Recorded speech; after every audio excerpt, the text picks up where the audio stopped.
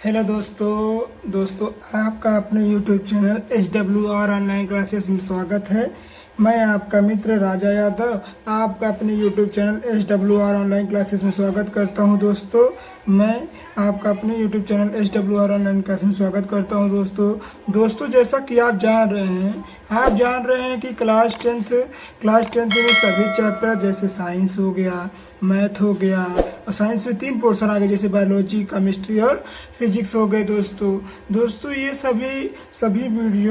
सभी वीडियो पर कंप्लीट हो चुका है। दोस्तों अगर आप नहीं देखे हैं जैसे मैथ में तो प्रश्नावली 1.2 तक कंप्लीट हो चुका है। दोस्तों केमिस्ट्री में तो चैप्टर 2 भी कंप्लीट हो चुका है, फिजिक्स में 1 चैप्टर कंप्लीट हो चुका है दोस्तों, और जय प्रक्रम भी कंप्लीट हो चुका है बायोलॉजी में।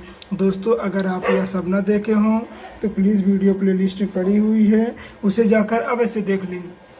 दोस्तों आज हम देखेंगे सोशल साइंस का हम देखेंगे दोस्तों इतिहास। क्या देखेंगे दोस्तों? तो आज हम क्लास 10th इतिहास अध्याय चैप्टर नंबर 1 यूरोप में राष्ट्रवाद का उदय देखेंगे दोस्तों। यूरोप में राष्ट्रवाद का उदय देखेंगे दोस्तों। इसके पहले हमने देखा था कि एसएसटी में क्या दोस्तों, एसएसटी में हमने इसके पहले पूरे चैप्टर का एनालाइज किया था कि कौन सा चैप्टर कितने नंबर का आएगा और कौन सा चैप्टर में क्या क्या पूछा जाएगा, अर्थात कह सकते हैं क्या क्या इम्पोर्टेंट है। दोस्तों हम पूरे एसएसटी का एनसीईआरटी सॉल्यूशन कराएंगे दोस्तों, एनसीईआरटी सॉल्यूशन विथ पीडीएफ। अगर आपको पीडीएफ न मिली हो तो प्लीज़ टेलीग्राम में लिंक में डिस्क्रिप्शन में लिंक दिया गया हुआ है, प्लीज़ जाकर टेलीग्राम में अवश्य देख लें। आइए देखते हैं दोस्तों कि यूरोप में राष्ट्रवाद चैप्टर नंबर 1 क्लास 10th का है, जो कि यूरोप में राष्ट्रवाद का उदय है दोस्तों। यूरोप में राष्ट्रवाद का उदय है दोस्तों। हमारे चैनल पर सभी विषयों की एनसीईआरटी सॉल्यूशन पढ़ाया जा रहा है। क्या दोस्तों? सभी विषयों में एनसीईआरटी पढ़ाया जा रहा है दोस्तों। हम ना तो कुमार मित्तल पढ़ा रहे हैं ना तो अरिहंत पढ़ा रहे हैं दोस्तों, हम एनसीईआरटी से पूरा निचोड़ करके आपको पढ़ाते हैं दोस्तों, ताकि आपको पढ़ने में आसानी हो। दोस्तों आइए ये हमारा पहले चैप्टर का एसएसटी का लेक्चर नंबर 1 है, यो है कि यूरोप में राष्ट्रवाद। समय न व्यतीत करते हुए दोस्तों आइए शुरू करते हैं यूरोप में राष्ट्रवाद का उदय। आइए देखते हैं दोस्तों यूरोप में राष्ट्रवाद का उदय। यूरोप में राष्ट्रवाद का उदय का क्या मतलब है दोस्तों? तो राष्ट्रवाद का क्या मतलब है, कह सकते हैं कि राष्ट्रवाद का क्या मतलब है। राष्ट्रवाद का मतलब दोस्तों कह सकते हैं कि ऐसी विचारधारा जो कि किसी भी राष्ट्र के सदस्यों में एक साझा पहचान को बढ़ावा देती है। हम कह सकते हैं कि हमारे राष्ट्र में ऐसी विचारधारा हो जो राष्ट्र के सभी सदस्यों में एक साझा पहचान को, हम कह सकते हैं दोस्तों कि जैसे कि हम ऐसी विचारधारा जो कि किसी भी राष्ट्र के सदस्यों में एक साझा पहचान को बढ़ावा देती है। एक साझा मतलब एक जैसे सभी में भेदभाव न हो, एक जैसे मतलब एक जैसे सभी में एक जैसे ही उदार भाव हो, कह सकते हैं एक जैसे साझा पहचान को बढ़ावा देती है, उसे ही हम राष्ट्रवाद कहते हैं दोस्तों। राष्ट्रवाद में हमेशा मतलब राष्ट्र में रहने वाले सभी लोगों को मिलजुल कर, अर्थात कह सकते हैं कि मतलब राष्ट्र के हित के लिए कार्य करते हैं। आइए देखते हैं राष्ट्रवाद के लिए हमें क्या क्या करना चाहिए। आइए देखते हैं दोस्तों। तो जैसे राष्ट्रवाद में भावनाओं को जड़ें जमाना, राष्ट्रवाद की भावनाओं की जड़ें जमाने, जैसे कि आप जानते हैं हमारा राष्ट्रीय ध्वज है। जैसा कोई देश का राष्ट्रीय ध्वज हो गया तो वो जो राष्ट्रीय ध्वज हो गया दोस्तों, वो तो पूरे राष्ट्र को एकाग्र करने में सहायता करता है। राष्ट्रीय ध्वज हो गया जैसे भारत का राष्ट्रीय ध्वज तिरंगा है दोस्तों। तो जब हमारा तिरंगा है तो तिरंगा हमारे पूरे राष्ट्र, चाहे हिंदू हो, मुस्लिम हो, सिख हो, ईसाई हो, सभी को जोड़ के रखता है, जिसे हम क्या कहते हैं राष्ट्रीय ध्वज जिसे बोलते हैं दोस्तों। राष्ट्रीय ध्वज वह ध्वज होता है जो सभी राष्ट्र में रहने वाले सभी लोगों को एकाग्र यानी बोल सकते हैं कि एकता बनाए रखता है, उसे हम राष्ट्रीय ध्वज के नीचे मतलब रहते हैं। आइए देखते हैं। जैसे दूसरा हो गया राष्ट्रीय प्रतीक। जैसे दोस्तों राष्ट्रीय प्रतीक हो, जैसे हमारे देश का राष्ट्रीय प्रतीक क्या है दोस्तों, तो कमेंट में बताना ना भूलें। जैसे दोस्तों राष्ट्रगान हो गया, राष्ट्रगान हो गया, जैसे राष्ट्रगान हो गया। अगर राष्ट्रगान बजेगा तो चाहे हिंदू हो, मुस्लिम हो हमारे देश में, या तो कोई भी हो कह सकते हैं, चाहे हिंदू हो, मुस्लिम हो, सिख हो, ईसाई हो, जब राष्ट्रगान बजता है तो हमारे देश में सभी बूढ़े, बच्चे, नौजवान सभी एक लाइन में खड़े हो जाते हैं। अर्थात कह सकते हैं कि राष्ट्रगान का सम्मान करते हैं। राष्ट्रगान जो कि हमारे राष्ट्र को जोड़ने में सहायता करता है। राष्ट्रगान हमारे देश को जोड़ने में सहायता करता है। उसी प्रकार जो राष्ट्रगान होता है एक राष्ट्र को जोड़ने में सहायता करता है। आइए देखते हैं नेक्स्ट टॉपिक क्या है दोस्तों, तो कह रहा है यूरोप में राष्ट्रवाद की शुरुआत कब और कैसे हुई। यूरोप में राष्ट्रवाद की शुरुआत कब और कैसे हुई, आइए देखते हैं। जैसा कि हम जानते हैं कि यूरोप में नए राष्ट्र को हम क्या बोल सकते हैं दोस्तों, राष्ट्र को हम देश बोल सकते हैं। राष्ट्र को हम क्या बोल सकते हैं, तो राष्ट्र को हम देश बोल सकते हैं। तो यूरोप में नए राष्ट्र के निर्माण की प्रक्रिया सन 1789 यानी सन 1789 में शुरू होने वाली फ्रांस की क्रांति के कारण शुरू हुई थी। किसकी क्रांति के कारण शुरू हुई दोस्तों, तो फ्रांस की क्रांति के कारण हमारा यूरोप में राष्ट्रवाद की क्रांति शुरू हुई थी। यूरोप में राष्ट्रवाद क्रांति शुरू हुई थी। हम कह सकते हैं दोस्तों कि सन 1789 ईस्वी में यूरोप में फ्रांस की क्रांति के कारण यूरोप में राष्ट्रवाद की शुरुआत हुई थी। तो इसका मुख्य यूरोप में राष्ट्रवाद की क्रांति के मुख्य कारण क्या है दोस्तों, तो यूरोप में राष्ट्रवाद क्रांति के मुख्य कारण क्या है, तो फ्रांस की क्रांति ही यूरोप में राष्ट्रवाद का मुख्य कारण है दोस्तों। आइए देखते हैं टॉपिक नंबर टू क्या कह रहा है। लेकिन दोस्तों कोई भी नई विचारधारा की तरह राष्ट्रवाद को भी अपनी जड़ जमाने में लगभग 1 साल लग गया दोस्तों।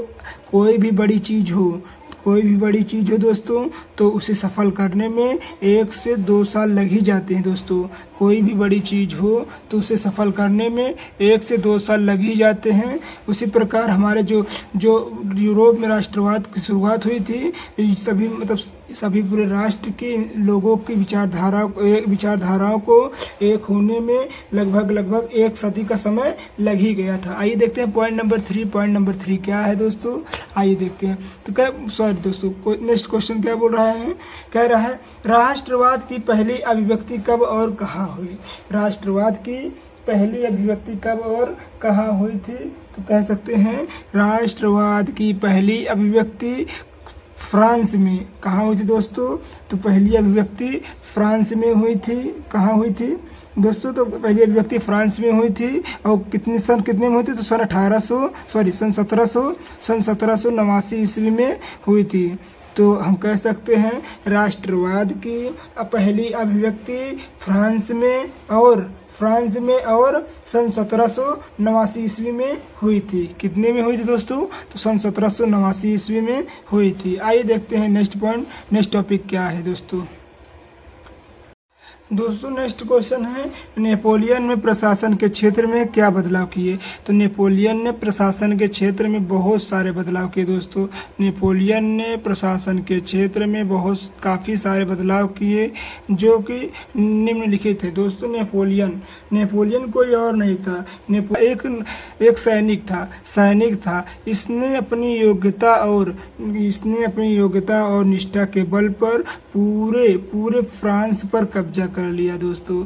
किस पे कब्जा कर लिया दोस्तों, कह सकते हैं अपने ताकत के बल पे, अपने योग्यता और कुशल के बल पे नेपोलियन ने पूरे प्रशासन को हिलाकर रख दिया दोस्तों। आइए देखते हैं इसका एक टॉपिक करके देखते हैं कि इसके क्या प्रमुख कारण है, नेपोलियन प्रशासन क्षेत्र में क्या बदलाव किए। दोस्तों जैसा कि आप जान रहे हैं नेपोलियन ने प्रशासन के क्षेत्र में निम्नलिखित बदलाव किए। अगर दोस्तों आप पॉइंट वाइज अगर क्वेश्चन लिखते हैं, अगर पेपर में पॉइंट वाइज आंसर लिखते हैं, तो आपको काफ़ी सारे नंबर मिल सकते हैं। कितना भी लॉन्ग क्वेश्चन हो दोस्तों, कितना भी लॉन्ग क्वेश्चन हो, आप उसे तोड़ मरोड़ के सिर्फ ज़्यादा से ज़्यादा 5 से 6 पॉइंट में अगर लिख देते हैं दोस्तों, तो आपको पूरा से पूरा नंबर मिल जाएगा। क्योंकि दोस्तों आप अगर मेन पॉइंट लिखे रहेंगे तो एग्जामिनर देखते ही जान जाएगा कि यह लड़का औरों से अलग है, औरों से अलग है, और आपको बिना समय व्यतीत करते हुए आगे देख नंबर पूरा निकाल जाएगा दोस्तों। आइए देखते हैं इसके नेपोलियन ने प्रशासन के क्षेत्र में निम्नलिखित बदलाव किए। नंबर 1 क्या है दोस्तों? तो नंबर 1 है, कह रहा है कि नेपोलियन ने प्रशासन के क्षेत्र में कई क्रांतिकारी बदलाव किए। कि कौन से बदलाव किए दोस्तों? तो कई क्रांतिकारी बदलाव किए, कई क्रांतिकारी बदलाव किए। जैसे जैसे आप कह सकते हैं प्रशासन व्यवस्था को बेहतर एवं कुशल बनाया। कैसे बनाया दोस्तों? तो जो उनकी प्रशासन व्यवस्था थी, जो कह सकते हैं जैसे हमारी सेना है तो वो प्रशासन व्यवस्था, जैसे हमारी सेना हो गई, जैसे वैसे उनकी सेना थी दोस्तों। उसने अपनी सेना को और प्रशासन को, जो अधिकारी थे, उसको कैसे बनाया दोस्तों? तो कुशल बनाया, कुशल और बेहतर बनाया कि हमारी सेना किसी के सामने झुके नहीं, अर्थात निडर रहे, कह सकते हैं। तीसरा पॉइंट क्या है? तो नेपोलियन ने सन 1804 में सिविल कोड नामक एक नियम लागू किया। कैसा नियम लागू किया दोस्तों? तो नेपोलियन ने सन 1804 ईस्वी में सिविल कोड नामक एक नियम लागू किया। इस कोड जो ये कोड है दोस्तों, सिविल कोड सॉरी दोस्तों, कोड है से, इस कोड से जन्म से मिलने वाले, कह सकते हैं दोस्तों कि जो सिविल कोड है, सिविल कोड से जो सिविल कोड नियम लागू किया था, तो सिविल कोड से जन्म से मिलने वाली हर सुविधा को बंद कर दिया गया, अर्थात राजा का बेटा अब राजा नहीं होगा, राजा वही होगा जो योग्य होगा। उसी प्रकार ठीक इसका भी कहना, नेपोलियन का भी कहना था कि मतलब जो जन्म से हमारी सुविधा मिलती थी, जैसे राजा का बेटा राजा रहेगा, रंक का बेटा रंक रहेगा, तो ऐसी कोई योग्यता नहीं है। अगर आपके पास कुशल योग्यता है तो आप राजा बन सकते। नेपोलियन का यह कहना था। तो मतलब कह रहा है कि चौथे कि नेपोलियन ने इस ये कोड लागू किया था, उससे यह सिद्ध होता है कि जो जन्म से हमें सुविधा मिल रही थी वह अब सुविधा में नहीं मिलेगी, अर्थात बंद कर दी गई। और 5वां पॉइंट क्या बोल रहा है दोस्तों? कह रहा है कि हर नागरिक को समान अधिकार, दोस्तों हर नागरिक को समान अधिकार मिलेगा, चाहे वह गरीब का बेटा हो या बड़ा आदमी का बेटा हो, जिससे हम क्या बोलते हैं दोस्तों, तब के ज़माने में जिससे हम बोलते थे दोस्तों तब के ज़माने में हम जिसको अमीर मतलब बोलते थे, अमीर लोग हों। तो अमीर लोग हों दोस्तों, तो चाहे गरीब हों या अमीर हों, तो दोनों को योग्यता बराबर मिलेगी। संपत्ति का अधिकार, जो संपत्ति का अधिकार है पुख्ता किया गया, अर्थात कह सकते हैं कि चाहे वो मतलब बड़ा आदमी हो या कुलीन वर्ग को ही अमीर वर्ग के लोग कहते थे। तो चाहे कुलीन वर्ग के लोग हों या गरीब वर्ग के लोग हों, सभी का अधिकार सेम रहेगा, सभी की संपत्ति बराबर बटेगी दोस्तों, ना किसी की ज़्यादा होगी ना किसी की कम। आइए देखते हैं नेक्स्ट क्वेश्चन क्या है दोस्तों। तो नेक्स्ट क्वेश्चन कह रहा है कि नेपोलियन के बारे में अन्य इलाकों में क्या भावना थी। नेपोलियन के बारे में अन्य इलाके जो थे दोस्तों, फ्रांस के अन्य इलाके थे, जो यूरोप के पूरे अन्य इलाके थे, नेपोलियन के बारे में उसकी क्या भावना थी, मतलब कैसी भावना थी कि नेपोलियन कैसा है।